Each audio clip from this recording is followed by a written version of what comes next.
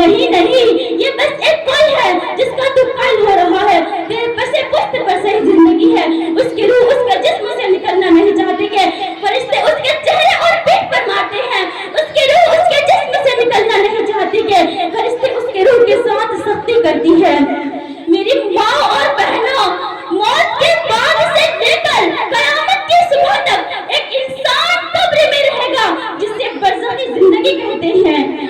جب مومن بندے کی میت کو اس کے گھر والے دفنا کر واپس آ جاتے ہیں تو اس کے پاس آسمان سے دو فرشتے آتے ہیں، روشن سیاہ روشن چہروں والے، جس کا نام ان کا نکیر ہوتا ہے۔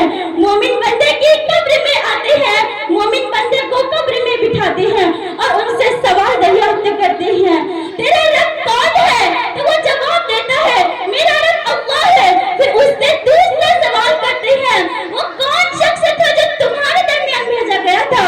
وہ کہتا ہے، وہ ہمارے نبی محمد صلی اللہ علیہ وسلم تھے جو ہمارے درمیان بھیجے گئے تھے۔ پھر اس سے تیسرا سوال دریافت کرتے ہیں، تیرا دین کیا ہے؟ تو وہ جواب دیتا ہے کہ میرا دین تو اسلام ہے۔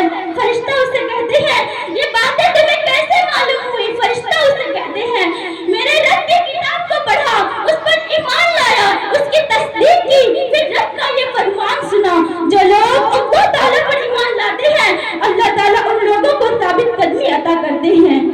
میری ماں اور بہنوں، جب کافر بندے کی دنیا سے رخصتی اور آخرت کی طرف روانگی کا وقت آتا ہے تو اس کے پاس آسمان سے دو سیاہ چہروں والے فرشتے آتے ہیں، جس کا نام ان کا نکیر ہوتا ہے۔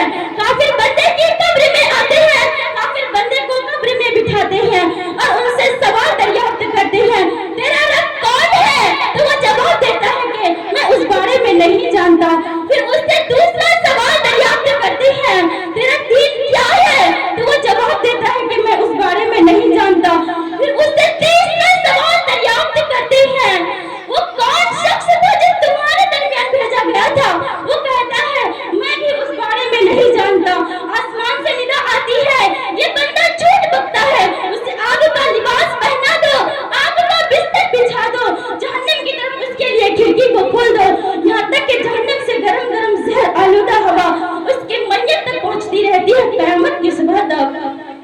پھر کافر بندے کی قبر کو اس کے لیے تنگ کر دیا جاتا ہے تو اس کی ہڈی کی پسلیاں ایک دوسرے کی پسلی میں مل جاتی ہے اور اس پر ایک اندھا اور بہرا فرشتہ مقرر کر دیا جاتا ہے جس کے ہاتھ میں لوہے کا ہتھوڑا ہوتا ہے۔ اگر وہ لوہے کا ہتھوڑا کسی پہاڑ پر مار دیا جائے تو وہ پہاڑ مٹی بن کر ریزہ ریزہ ہو جائے اور اس پر ایک اندھا اور بہرا فرشتہ مقرر کر دیا جاتا ہے جس کے ہاتھ میں لوہے کا ہتھوڑا ہوتا ہے۔ اگر وہ لوہے کا ہتھوڑا کسی پہاڑ پر مار دیا جائے تو وہ پہاڑ مٹی بن کر ریزہ ریزہ ہو جائے۔ اس کے ساتھ کافر بندے کی میت پر ایک ہتھوڑا مارتا ہے تو وہ ایسے چیختا ہے، ایسے چیختا ہے، ایسے چلاتا ہے کہ اس کی آواز کو سارے چوپائے سنتی ہے۔ اس لیے میری ماں اور بہنوں، نبی صلی اللہ علیہ وسلم ہمیشہ قبر کے عذاب سے پناہ مانگتے تھے۔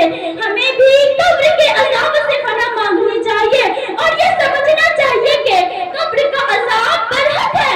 اللہ تعالیٰ ہم تمام کو قبر کے عذاب سے محفوظ رکھے اور ہمیں یہ دعا کرتے رہنا چاہیے۔ نبی صلی اللہ علیہ وسلم نے ہمیں یہ تعلیم دی، اے میرے پروردگار، میں تجھ سے قبر کے عذاب سے پناہ مانگتی ہوں، اے میرے پروردگار، میں تجھ سے قبر کے عذاب سے پناہ مانگتی ہوں۔ آمین۔ وآخر دعوانا الحمد للہ رب العالمین۔ السلام علیکم ورحمۃ اللہ وبرکاتہ۔